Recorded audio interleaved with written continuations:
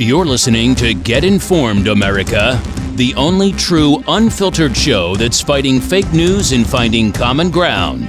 Now, here's your hosts, Dave Oakenquist and Rodney Johnson. Hello and welcome to Get Informed, America, the show that breaks through the mainstream media box to bring you real smart news. Hi, I'm Dave Oakenquist. Joining me is the smartest man I know, and I'd usually say a very well-dressed man, but it looks like you're wearing almost the same shirt as I am, so maybe you got knocked down. I'm slumming it these days. Yeah. And of course, Mr. Rodney Johnson. Rodney, how are you? And I noticed that we're both sporting our COVID cut. You know, we are doing the Clipper at home thing with our respective spouses. Oh, you know, it's funny because we mentioned before we get started, we've been talking a little bit here and there about things that will change when getting back to normal. And I wonder, you know, are barbers wondering, like, well, certainly, you know, it can be improved, but I wonder, I don't know, people just skip the haircut now and make the wife do it? Does that be? I'm right there. I told my wife she's hired, right? I mean, my cut was easy. It was $20, you know, every 3-4 weeks. Yeah. And I bought the Clipper set for $60-$80, whatever the heck it is. And I figure 3 cuts in, I've recouped, and everything after that is gravy. So interesting. Yeah. We're doing it. Well, good on. Well, I don't know if she enjoys being assigned that task or not, but, she says she's okay with it. I'm not quite there. I had her use the beard trimmer, so we haven't quite graduated to the regular clippers. Oh, yet. You definitely need to step up. But. But I was actually thinking of that, just to keep going here for just a second. The next time I see my barber, I mean, I think I got to pay him double. You know, I think that's only fair because I've missed a haircut. I don't know what he's doing. If I assume, unless you're maybe licensed to go into someone's house or something like that, he's just out of work for as long as this is, and as long as the barbershop is closed. Assume that many are doing the home haircut thing with their better clients, which means that you didn't get a call, so you should take something from that. Not one of the better clients. Maybe I got to rethink that double payment thing. All right, Rodney, that's enough about haircuts. Let's get to the topics of the day and the stuff that's been going on in the week. Topic number 1, Congress passes nearly $500 billion in additional relief. And then we're moving on to America slowly opens its doors. Is it too soon? We'll discuss the ins and outs of that. And there's also a statement by the U.S. Attorney General Barr that he may go after states with strict lockdown orders. That's been a contentious one, Rodney, because people are getting really ticked off about what they consider to be excessive orders by their state governors. And even you can't even go out there and tell them you're unhappy about it because you can get arrested. Absolutely nuts. Protest. Yep. And then we're going to move on to America Gives Their Opinion. I got some new polling data, and then our stupid things I saw in the news. There's no shortage of that. So that will round out our day. So, Ronnie, let's start with what the House passed yesterday, this $484 billion package. Breaking this down for all those keeping score at home. I'm not sure if this is even going to total. Maybe it does not total to the final tally due to rounding. I'll just say that. $320 to replenish the Payment Protection Program, $60 billion to the Small Business Administration, $75 billion for hospitals, and $25 billion, Rodney, going to coronavirus testing. Now, before I hand it off to you, Rodney, we'd heard about how this PPP, the Payment Protection Program, had exhausted itself and small businesses were unable to get that needed cash. However, there was those reports that some of these large corporations were taking advantage, or not taking advantage, but they were just through the language of the bill were able to get access to this cash as well. So I'm feeling a little conflicted. I think when we talked last week, I said, you know, pass this thing. Let's go. Let's put that money back. But if it's not going to the target, or at least the intended target, that did give me pause. What did you make of all that? And then this thing passed yesterday. Yeah, I think it's the same thing with most big government programs, that it's got a bunch of messy pieces to it. You might like the general flow of it, but there's going to be some nastiness on the edges. Mm-hmm. And seeing large companies like Ruth Chris and other, you know, large entities be able to take advantage of the Steak Shack, right? People are rightfully going, hey, wait a second, you don't exactly look like a small business. You look like a multi-billion-dollar corporation. Yeah. There are some other ugly pieces to this. The biggest to me is that it worked the way you would think. The money flows through banks, doesn't flow from the government. And so banks have to work with you on the loan application. Well, who do the banks work with? They work with their best clients. And so if you don't normally have a loan, chances are they wouldn't answer your phone call. And if your loan was small, chances are they wouldn't answer your phone call. If your loan was really big with them, a previous loan from them, I mean, an ongoing relationship, then chances are they called you and worked over the weekend. And so it is out and out favoritism to the largest companies by the largest banks, squeezing out everybody else or crowding them out. And that's exactly what happened. And by the way, the second tranche of this 320 billion is gone. It's already done. It's already out the door. There are several large banks saying, don't even apply with us because we're already done with this. And so it won't be enough. It will not only, but mostly go to those who are the most favored status in the largest banks in America and leave a lot of people out in the cold. So that money was basically already earmarked, you're saying, and forget about it. And we're just going to hear that this is going to be a repeat of everything we heard last week. So that's, I don't think that's good. But it stands to reason, right? If you're a bank, who is it that you're going to take loan applications from first? Well, clearly you're going to be on the phone with your biggest banking clients on whom you make a lot of fees over the past 3 years, 5 years, 30 years. The guy who never takes loans, runs his business, on his own receivables and his own credit card and doesn't include banks because he doesn't like debt. If he calls you up, you're going to say, I really don't know you. Yeah, you got a checking account with $6,000 in it, but seriously, I got this company over here that runs hundreds of thousands of dollars in receivables or millions of dollars. So it's what you would think. It's a little disappointing. The real small businesses are crowded out. Is there another way to do this?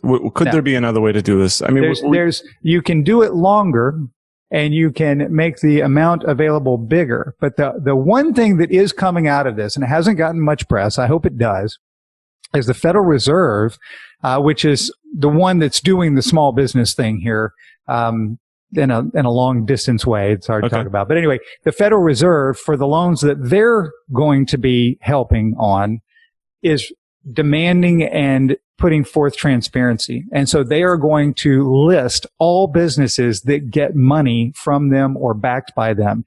And so you'll be able to look up and see who actually is getting the cash. And the old saying of sunlight is the best disinfectant, it definitely makes sense in banking. So transparency, there's a reason Harvard said no to the money. It's because they got called on the carpet. Now, they hadn't actually applied, but they were going to get money in this big, swath.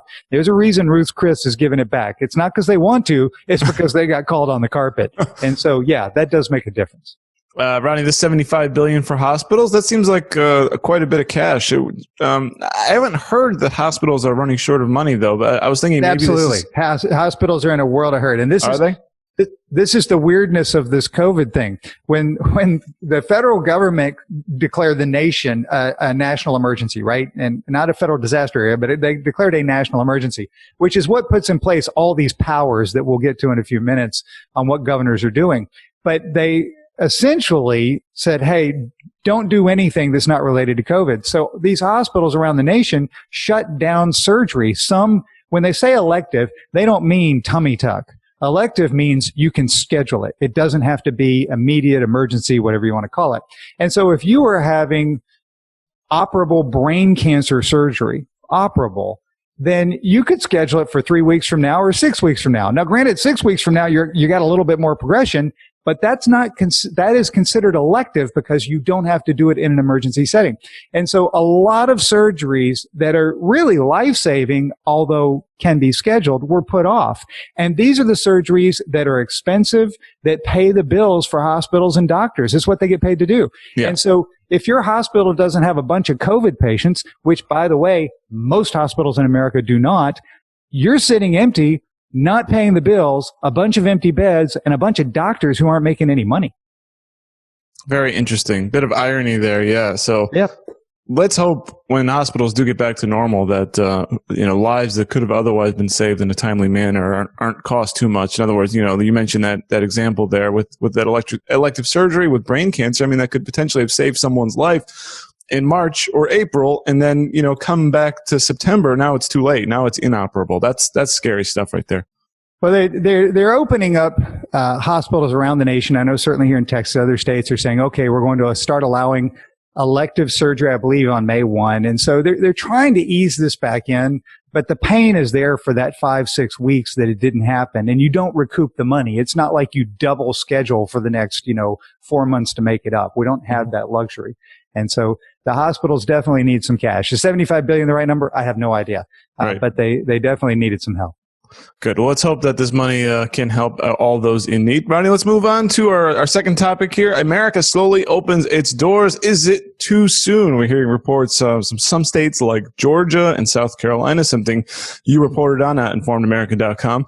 Also, we got a statement from Secretary Treasury Mnuchin, who says that the government is operating under the environment that we're going to open up parts of the economy, and we're looking forward to, by the time we get later into the summer, having most, if not all, of the economy open, Rodney. Certainly good news for those 26.5 million people who are out of work. And a bit of math there, you may have seen this going around. That's 565 lost jobs for every coronavirus death. Now, I'm not going to pretend to tell you what the right ratio is there, but it does tell you how extensive the economic impact has been going along with the health impact. Well, and the question on the table, of course, is it too soon? And it goes back to where are you, right? And what are you going to open and who's going to be there? There's a nice piece of research that I actually put on Informed American this morning that shows that the number of infections is, of course, wildly higher than anybody had estimated because we weren't looking at the population right. And so the mortality rate is actually what the normal flu is, 0.1 to 0.2. But it is very different depending on age and underlying health issues. I want to say that the confirmed fatalities, more than 2/3 are people over 70, and 95% are people over 50.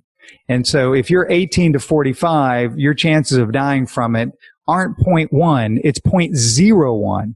And if you are less than 18, your chance is almost zero. There have been a couple, but it is so low, it's statistically zero. Mm-hmm. And in New York, of the deaths that have been fully investigated, meaning they've done a postmortem and they've really, looked through exactly what was going on with the person, over 99% of the deaths, the person had an underlying health issue.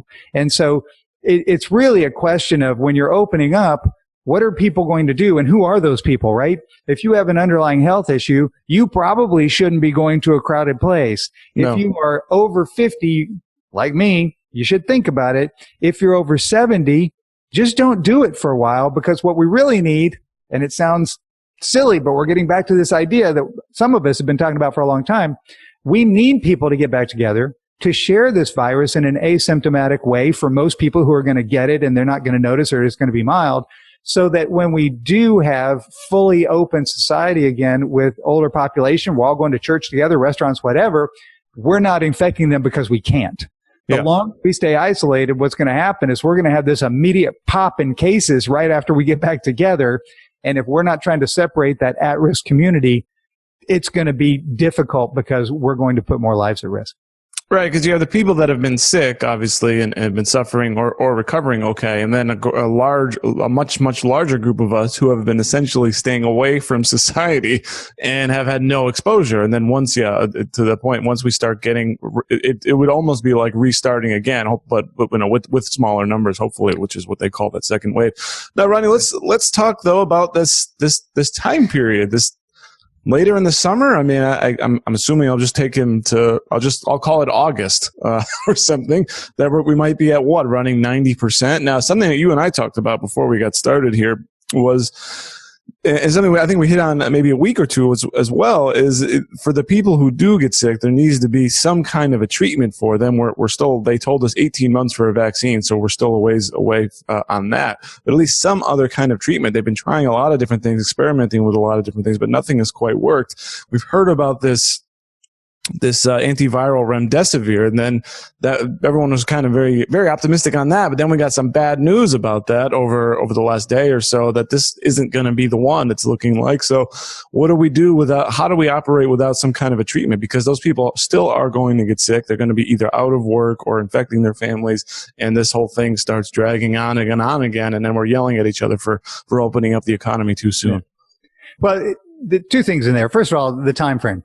I think it's sooner than August, because you got to look at the economic pressures on this. Mm-hmm. People want their jobs back. And so individuals are saying, hey, I need my job back. I need to pay for my children. I need to pay for my house. I need to pay for whatever. It's the thing that I've talked about for weeks and weeks now. Somebody has to eat this pain. And the bigger the pain grows, the bigger the chunk you have to eat. And so we're getting there.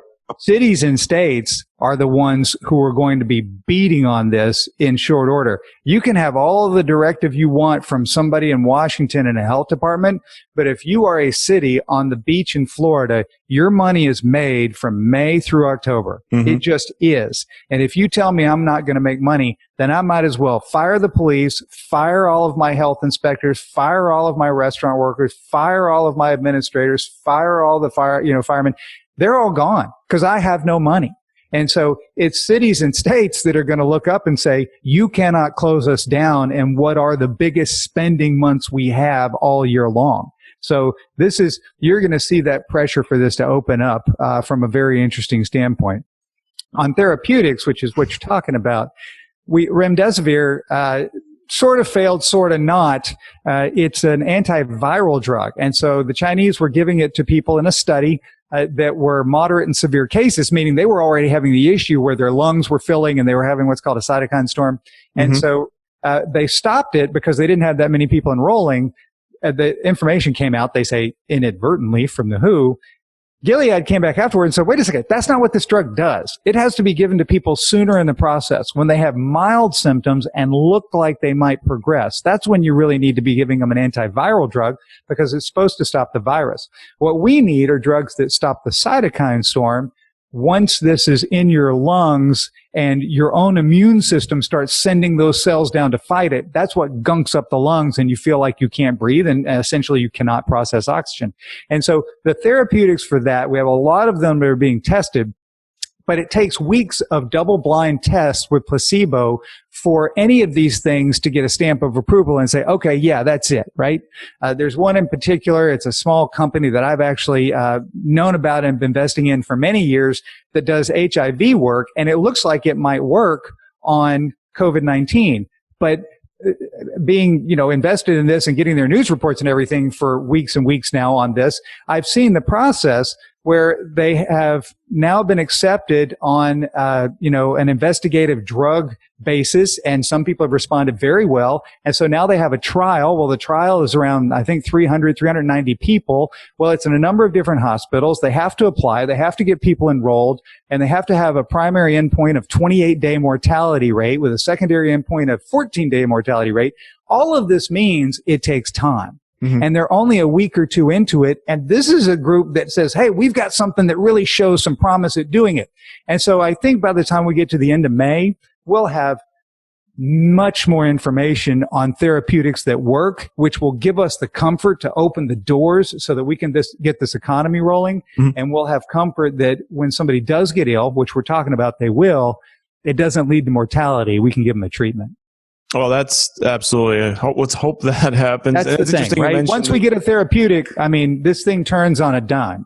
Good. Yeah. Now, absent that, the answer to the question, is it too soon, is yes, it basically will be too soon because I have no money and I have to feed my family. Absent any kind, some effective treatment or vaccine, it means we're just going to have to power through it, right? Because we can't. Well, it's the decision making that you have to face. Is it too soon when I'm unemployed and I'm not earning enough money to feed my family? No, it can't be soon enough. Right. Is it too soon because I'm retired and I have a paycheck, every month from Social Security like clockwork and got a little bonus as well, and so I'm not worried about the money side, but I'm really worried about my health? Yeah, that might be too soon for you. And so it's weighing those two things, and it comes down to the individual. Mm-hmm.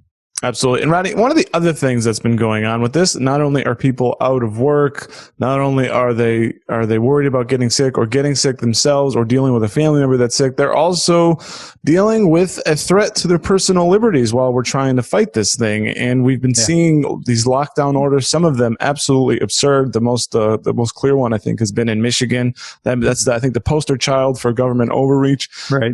And then we saw, as you wrote about, the New Jersey woman who was arrested for protesting a lockdown order because protesting is in violation of the lockdown order. So you can't protest my arrest because we're just going to go in circles here because Right. it's illegal.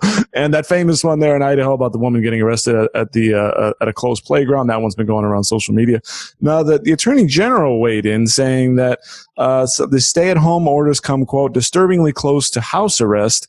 And he basically said that most of the social distancing things isn't so bad, and to wear a mask in public, that's not a big deal because it reduces the risk of transmission. That shouldn't be a constitutional issue necessarily. Like they tell you, wear a mask out in public, you can't just flout it necessarily. That doesn't seem to be a big deal. But what he does says is some of the, quote, blunter orders of making you stay home and shutting down the business regardless of the capacity of the business to operate safely. So just the blanket orders. He said he may review these and go back to the states and say, hey, you're pushing a little too far. What do you think of these statements by the Attorney General, Rodney?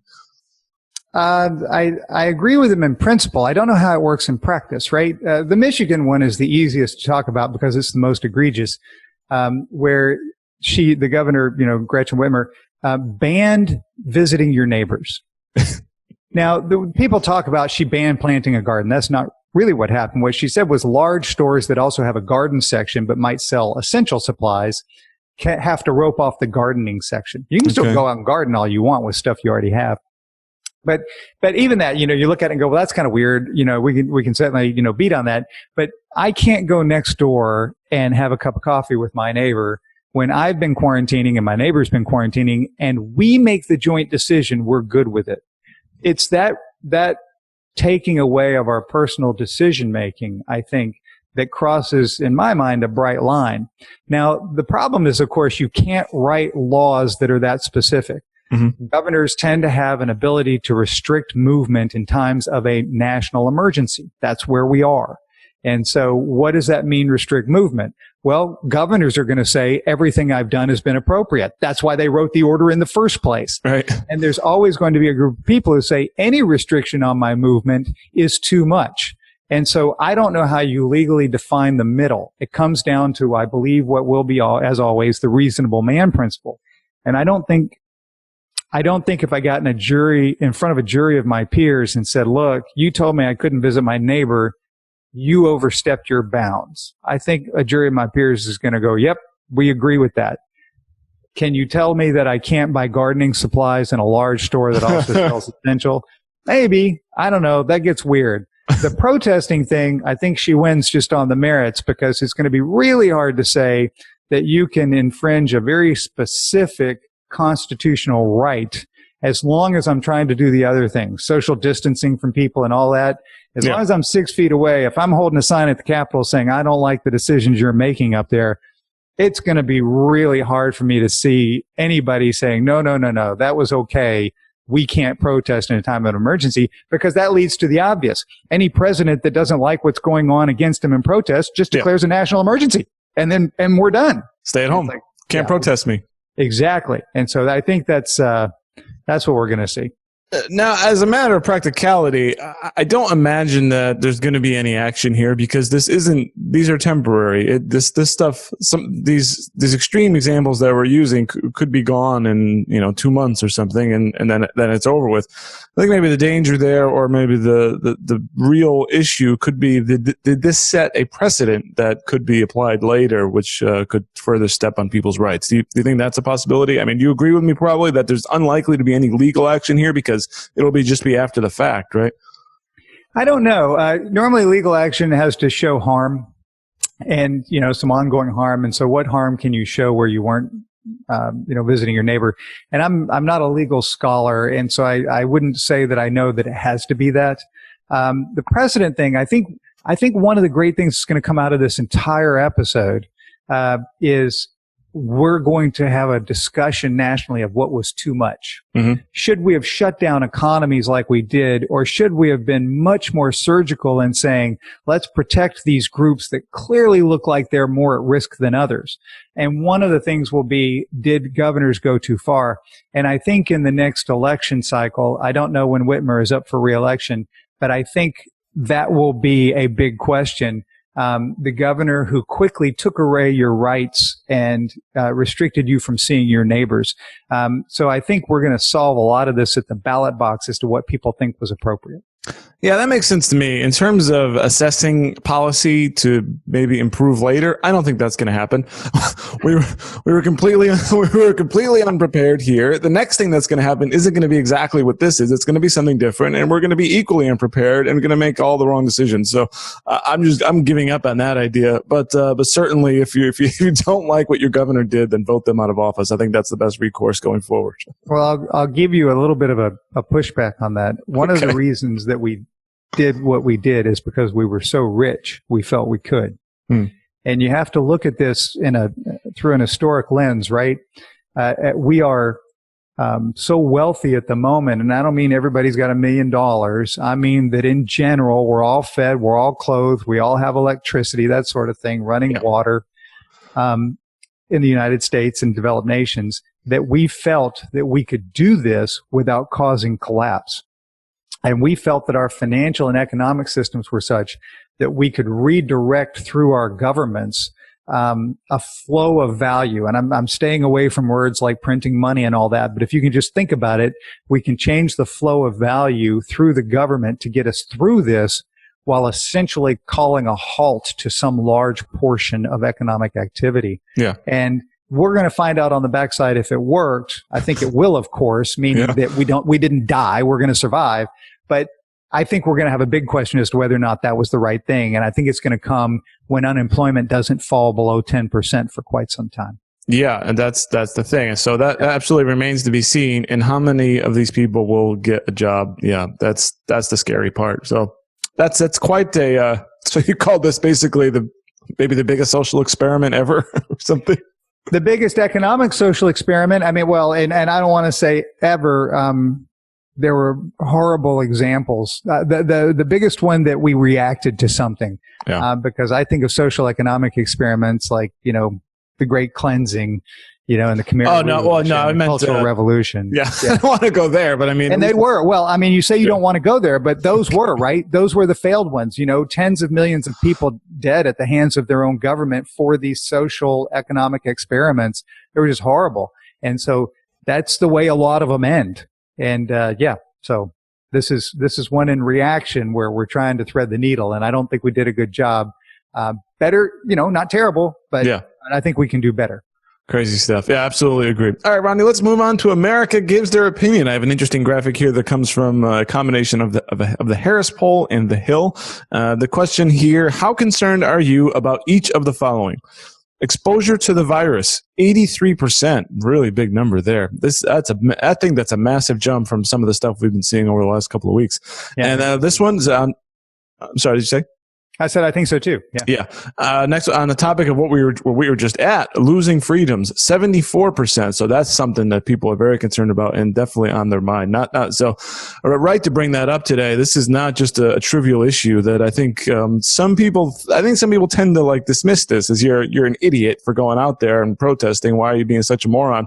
But turns out 74% of people agree with that idea that they're losing their freedom. That's very important. Your personal autonomy and independence is very important to a large portion of Americans, despite that mockery you might see on social media for people expressing that view. Anyway, go to the hospital, 73%. Now, I believe that. Yeah. I don't want to say it's as bad as exposure to the virus, but not in terms of a concern, but definitely if you're going to the hospital, that's bad news. And in some of that, I don't know if you've seen this, Rodney, but basically if you get on a ventilator, almost just kiss it goodbye. Right. The ventilator number I've seen, only 30% recover from that. But there again, you have to look at the population that's going on a ventilator. I have a couple of friends here who had COVID-19 several weeks ago, and they contracted it. They were tested. It was positive. They were in quarantine at home. It's a couple about my age, so kids are gone. And he was in the hospital one night with some respiratory issues. Out the next day, back home. She was in the hospital 3 days later, one night, out, gone home. And so most people don't get there. That's the key. But if you do get there, it's a bad sign. Yeah, absolutely. And then on the economic side here, losing a job, 48%. So still a majority not concerned about losing their job. And then here's an interesting one, Rodney. It's not a large number, but having to move, 35%, something that people are starting to think about. Am I going to have to get out of here? ostensibly, I don't know any other reason but to find work. So am I going to have to sell my home, move out of my place just to go out anywhere to get a job? That's some crazy anxiety, right? Right. It's to find a job, or I can no longer afford what I have. Yeah. Right? So.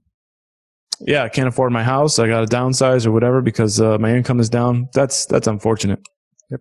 Rodney, this one I believe comes from Rasmussen, and as you said, well, you named two people that have been tested and confirmed. I don't know any, but 40% of American adults say they or someone they know in their immediate family has lost their job because of the coronavirus outbreak. Also, say the number for those who know someone who has been infected is now 35%. So I actually think that one I'm surprised. That one does seem high, but I guess even with your social networks, you either know someone nearby or something like that. I'm curious. Two people for you, that seems like a lot. You're in the Houston area. I don't know what the infections are like there. I don't personally know anybody, but I don't know. That just surprised me. And also the number that people out of work, that 40% number, which is up from 32%. Moving on here, Rasmussen also asked the question. They quoted. This is funny, right? I'd like to get your thought on this one first before we move on. They quoted Senator Chris Murphy, who said, quote, "The reason that we're in this crisis that we are in today is not because of anything China did. It's not because of anything the World Health Organization did. It's because of what Donald Trump did." Ronnie, do you agree with that statement? No, I don't. I think there's a lot of blame to go around, but I'll tell you, I think where it started and we didn't get good information on what was happening with it in China is where it all has to begin, right? They were after they had 100 cases of it, they were still telling people it couldn't be transmitted to humans or between humans. And so I think if you're going to start placing some blame, you really got to start at the source. Yeah. Now that tally nationally that agreed with that statement by Senator Murphy is 42%. So 47 disagree and 11 can't decide. I love the undecided. So in other words, we're still just as politically split as we were 3 months ago. Right. And the number for Democrats here is like 81% that agree with Senator Murphy. So, I mean, I guess, to your point, this could have been any quote, really. It's just you say Trump did it and then we'll get the same number, right? It doesn't really matter. And to that end, right, on the other side, to say Trump didn't do it or is not responsible or, a positive for Trump is the same 40-something%. And so we're not moving the needle here with experience, data, discussion, opinion. It's been very interesting that those numbers have remained really fixed. Yeah, that's funny because to that point further is I saw something. I believe it was a tweet for someone, and the tweet basically said it was, I don't know. Let's pick a date, sometime in January. Stocks at all time high, no national pandemic, Trump approval rating 46, and then it's like to now. Stocks in the toilet, global pandemic, Trump approval rating 46%. Well, but I actually wrote this in Informed America a couple of weeks ago. His approval rating was up around 51, the highest of his presidency, with a lockdown, stocks spiraling lower, and the economy on shutdown. His approval rating was higher. And so what that tells me is, and it's kind of the thing we all watch, is the swing voters moved his direction as we were going through the gut of this. Now, a lot of people don't care for his rhetoric, and the swing voters have shown that, they're not as impressed with it. But during, hey, we got to do something, and here are the steps we're taking, and these are the officials we're bringing to bear on it, he did get a positive move by the swing voters during that. Yeah, interesting there. And then that's something we've been talking about. Now, as that approval rating shifts up or down, something of notable, I will bring it up. All right, Rodney, let's move on to stupid things I saw on the internet. And I want to kick off with what I saw yesterday going on the House floor. This was pure hilarity. I don't know if you saw this, but in Congress, they have each member comes up and gives a statement before the vote yesterday. And they all entered I think basically every member of Congress entered with a mask on. But then when it comes time to speak, you got to make a decision. And I believe almost every member of Congress then took their mask off, and that's really not what you're supposed to do. I know you want to be heard clearly. Now, this one's funny. I want to start. I just have three here. this is Maxine Waters. She's just always this is an endless well here, but here she is out there talking with her mask down, and then a tweet next to her saying, "Don't listen to 45," referring to Trump, when he suggests untested hydroxychloroquine. We're still on that to treat COVID-19. Listen, Dr. Fauci, don't listen to 45 when he says heat will kill the virus or he won't wear a mask. Highlighted as she is with her mask down. Right. There's a congressman. I don't know who he is, if he's Democrat, Republican, but he has the mask on. But it looks like it's basically like pantyhose, but like only around his nose, and he has his mouth out. I think that's crazy. And then here's one to Nancy Pelosi. She's wearing like a bandana. She takes it down, wipes her nose, and then wipes the podium, and then starts talking. I mean, so it was basically one congressman after the other doing that. So right. These are people in the public eye who clearly don't want to be seen doing something like this. And they know that they're being filmed. Just imagine how it is for everyday people, right? You put on a mask, but it's uncomfortable. It's hot. You need to talk to somebody. You're going into a place. It's really hard to stay in a hygienic state with a mask during the course of your day. Yeah, absolutely. So yeah, it's more of just hilarious. Not that they're in it, but it was just hilarity watching these people trying to function in this new environment, and they're all of them failing in their own way. So I found that pretty hilarious. Rodney, I don't know if you saw, there was a story in the New York Times that essentially blamed Sean Hannity for the death of a man for quote unquote following his advice or something like that. Do you happen to catch that story? I did not. So what did Sean do to this poor man?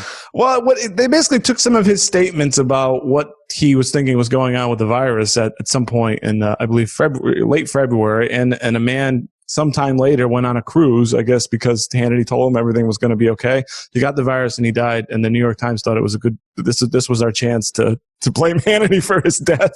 Right. But interesting here, the author, since everyone interacts on the internet so much, people just screen cap all these things. So here it is. Someone from Jonathan Chait says, a sad, loving portrait of a man killed by Fox News, and then referring to the author, Gianna Belafonte, who had a later tweet on, who back in February said, "I fundamentally don't understand the panic." Now, this is the author of the piece who accused Sean Hannity of killing a man, essentially. "I fundamentally don't understand the panic. Incidence of the disease is declining in China. Virus is not deadly in vast majority of cases. Production and so on will slow down and obviously need to rebound." So here's the author of the piece earlier saying, "I don't think it's a big deal," who authored a piece saying Sean Hannity made it seem like not a big deal, who killed a man. So how's that for... I think he's just saying Sean Hannity is more powerful than I am. So. I like that too.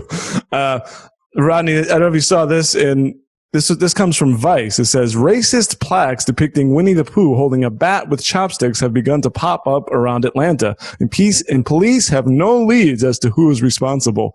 One, have you heard of this? And two, why is this a job for the Informed American? So. Oh, you wrote about this?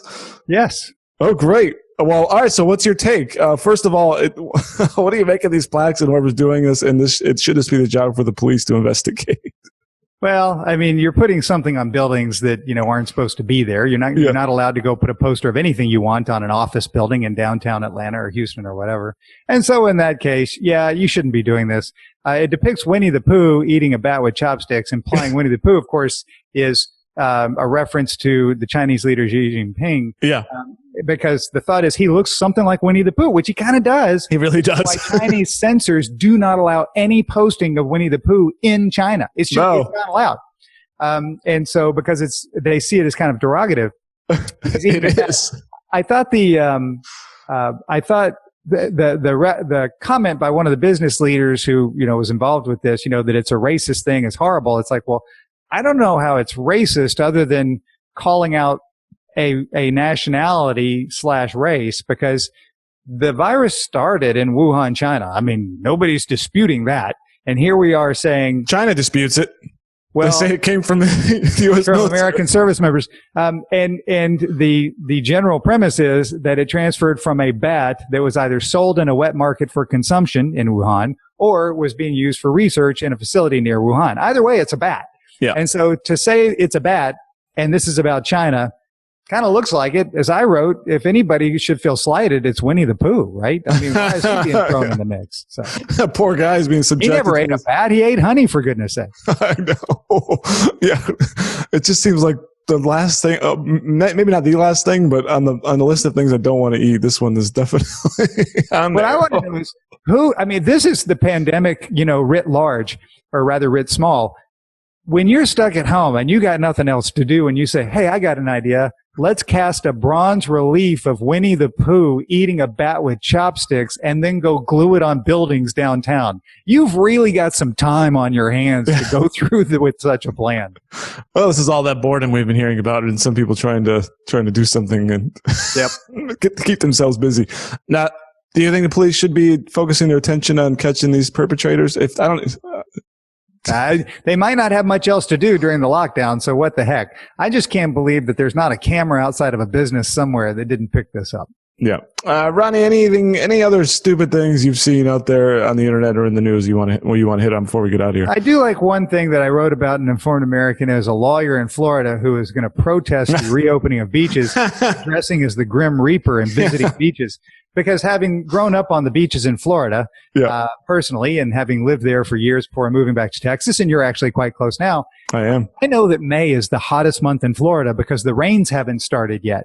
Brutal. So this guy, I hope he brings plenty of water because if you're wearing a long black robe walking down the beach, you're going to be pretty hot. And so, I thought it was a silly thing. Kind of fun, though. He had a great graphic of his tweet of a Grim Reaper in the lifeguard chair. Yeah. He's going to meet the very man he's portraying if he's not careful. Yeah, you may meet the angel of death. Absolutely hilarious. Yeah, that's wow. That's just funny. I don't know, but best of luck to you. Rodney, thank you so much for joining me this week, and thank you all for watching. Now, you can become an informed American by, 1, subscribing to this channel, create a conversation, comment down below, tell us what you think. Also, go to informedamerican.com. We'd love you to check out all those great, real smart news stories that we're putting up every single day. Rodney's editing, curating that content. Rodney sees everything that's going on in the news. I'll call him up and go, Rodney, did you see X, Y, Z? Oh yeah, I already wrote about that. It's on Informed American. Why don't you just go there? Don't call me. all the real important stuff you can find at informedamerican.com. And I would love it if you've enjoyed this content to hit the like button. If you're listening to us on a podcast platform, we'd love it if you'd also give us a review and a rating on iTunes.com. Ronnie, what do you have your eye on maybe over the weekend or early part of next week that people might find on informedamerican.com? Well, next Friday is May 1st. And so a lot of states have said they're going to reopen at least partially that day. And so it's going to be a big conversation next week about what that reopening looks like and the rules that different states set. And so I'm definitely watching that. I'm watching other countries that are reopening. I'm watching Sweden that didn't do the lockdown. Their death rate is running higher. There's no question. But they knew that. They said, look, this is what's going to happen as we build that herd immunity. And so I'm watching them to see if they pass this peak a little bit faster and are able to essentially reopen very quickly beyond other countries that are trying to do it in this very controlled way. Unemployment we won't get until the next Friday. Normally it's the first Friday of the month, but when it falls on a first, typically the BLS will push it out to the next Friday for whatever their statistical reason. And so that won't be until May 8th. Excellent. Well, we will be here next Friday to cover everything that happens in the time in between. For Rodney Johnson, I'm Dave Volkenquist telling you, get informed, America. You've been listening to Get Informed, America, brought to you by the Informed American Radio Network. Please like and subscribe today in order to get new exclusive weekly episodes. Any questions, thoughts, or comments can be sent directly to info@informedamerican.com. And don't forget to visit informedamerican.com to keep up with real, smart news. Until next time, fight fake news and find common ground.